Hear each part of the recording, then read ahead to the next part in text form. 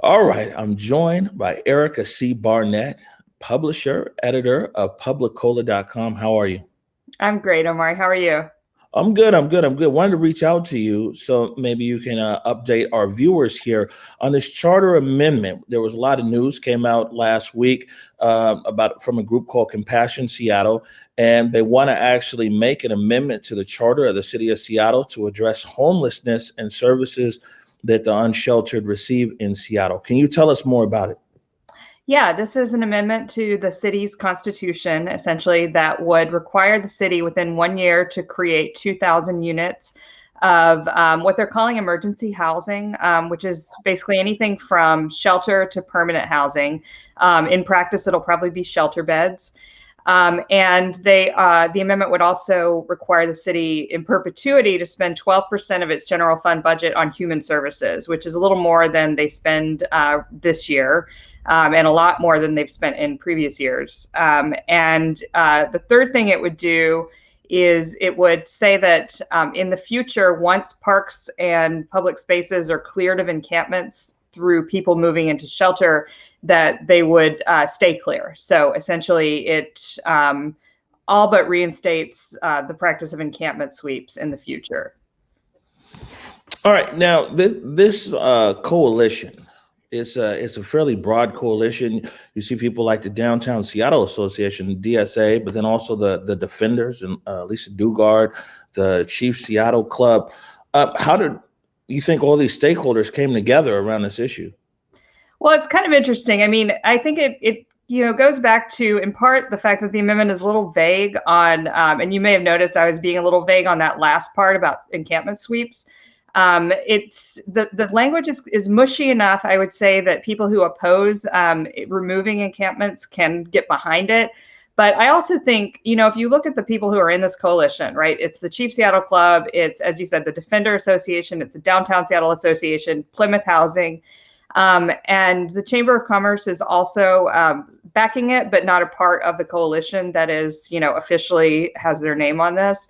And I think, if you look at these groups, they've allied in the past on a lot of things. Like the Chief Seattle Club is, a downtown group that is very much kind of tied up with the Downtown Seattle Association. Same thing with LEAD. A lot of these folks are on each other's boards.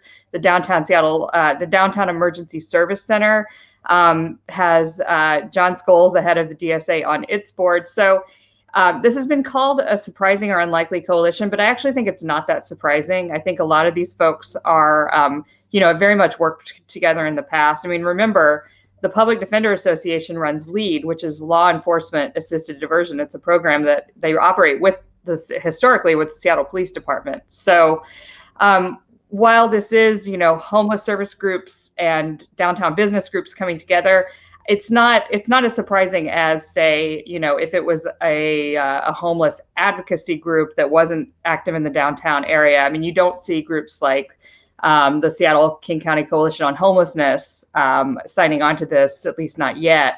So I think it kind of remains to be seen who else is going to sign on to this proposal from the homeless advocacy world. All right, so let's talk about, I mean, you cover a lot of homeless issues. Me and you have talked quite a few times around issues of homelessness and unhoused, either here in Seattle or out in King County. And we connected to Mercer Island and Renton. And so we've talked quite a few times over the last few months around this issue. Maybe you can tell us, from your observation in this charter amendment, what do you see as the positives? And then what do you see as the negatives or challenges? Yeah, I mean, from the perspective, as someone who really sees the problem of homelessness not as like a problem of having to look at tents, but a problem of a human crisis, it would be great if the city of Seattle, and if this spurs the city of Seattle to actually do something about homelessness. I mean, the language of the amendment says that the next mayor essentially is going to have to provide 2,000 shelter beds, or units of housing. And if that happens, that will be amazing. That will really make a dent in the unsheltered, homelessness problem in the city. The downside is, I mean, there's a few potential downsides that I see. One is that, is this magical thinking? I mean, we're going to have a new mayor next year in January, and we're saying that whoever that person is, he or she is going to have to, do something that has never been done in the history of the city, which is stand up all these new shelter beds. I mean, if you look at, not just Mayor Durkin, our current mayor, but past mayors, they've talked a really big game about actually doing something about homelessness. But when you actually start trying to procure the contracts and, just going through the whole political process, it doesn't happen. And I don't think a charter amendment is like a magical, spell that's going to break that logjam all of a sudden, because the political realities are still going to be there. The other issue is, it's really, and I'm writing about this on Monday, it's really pretty unprecedented for the city to dictate policy in a way through the Constitution of the city. So the charter of the city is basically like the Washington State Constitution or the US Constitution. So it dictates things about how governance should work. And charter amendments in the past have dealt with things like district elections or, how the state of the city has to be delivered. They haven't really dealt with here is an ongoing budget priority that the city has to adopt in perpetuity. So if we say through this charter amendment that 12% of the budget has to go to human services, which I think is a great priority, we are saying that is the priority in perpetuity forever, no matter what happens in the city. If there's, a giant earthquake, if there are other priorities that we need to, if there's like a new community safety division that is not within the human services department that we want to put money into to get, out of the business of policing, there's always going to be that dictated 12%. And that's just a really unprecedented thing for the city to be doing. So I think I have a little bit of pause around that. And then the last thing I'll say is that if you are opposed to encampment sweeps, this does codify that is a priority that the city is going to have in the future, is keeping parks, I believe it says clear, and available to the public. I mean, that language, I can see that being used in the future as the basis of a lawsuit or of policy saying we have to clear this encampment or we have to keep this park, quote unquote, clear of people, even if there are people who are still living outdoors, and even if this isn't the magic bullet that fixes everything. So I have a lot of questions about it, and more questions than answers at this point. Right. And reading up on some articles around this, I checked out SCC Insight and Kevin Schofield, and he ended his article by saying that this charter amendment might very well be an indication that the current elected officials have failed to deliver any meaningful, sustainable, tangible policy in addressing homelessness, and basically it's a sign of the people now dictating the policy of what the city should move forward with. What's your take on that? Have our elected officials done enough to really lay the groundwork here, or to have any incremental success around the issues of homelessness here in Seattle? Well, no. I mean, the issue of homelessness in Seattle has only gotten worse. I take kind of a long view because I've been covering this stuff for 20 years now, and in the city of Seattle, and it's gotten worse the entire time I've been here. But it's gotten worse everywhere, and particularly on the West Coast. And I think that's another thing that gives me pause about this, is that for the people, through a charter amendment to say we really, really, really, want the city to do something about this, is, I worry that it's another symbolic gesture, because the problem with homelessness is that there isn't enough housing for people, and housing actually does cost money. And so saying 12% of the general fund budget must be dedicated to this without providing any additional funding through this, through this amendment or through any other mechanism, sets us up for failure potentially, because that's been the problem all along. I mean, it is a problem of priorities, and it is a problem of the city saying this is something we care about, and this is a moral crisis. But it's also a problem of saying then further, additionally, we're going to fund it, and we're going to use this mechanism to fund it. And, and that requires tax dollars. It's not just statements of priority. It's not just saying this is an emergency, which we did 5.5 years ago. It's actually providing the money. And this amendment provides intent for money, but it doesn't provide funding. And you can't have housing without funding. And so one thing about the amendment that worries me is it says, as I said, emergency housing. So permanent supportive housing or any kind of permanent housing costs a lot more money than shelter does. And the way this is worded, it could just be 2,000 new shelter beds, and we're just going to keep paying for shelter forever. And shelter is not housing. And I think, I don't know, I just worry that, again, there's a lot of magical thinking going on with this charter amendment if it doesn't come paired with actual funding. Now, you mentioned some other groups. You mentioned at least one earlier that you said that at least right now hasn't signed on, that you know of, that have signed on to this. What other kind of groups would you want to see have a voice around this? I know, like personally, coming from the Black community, it's a disproportional rate of Black African American people who are facing homelessness here in this city.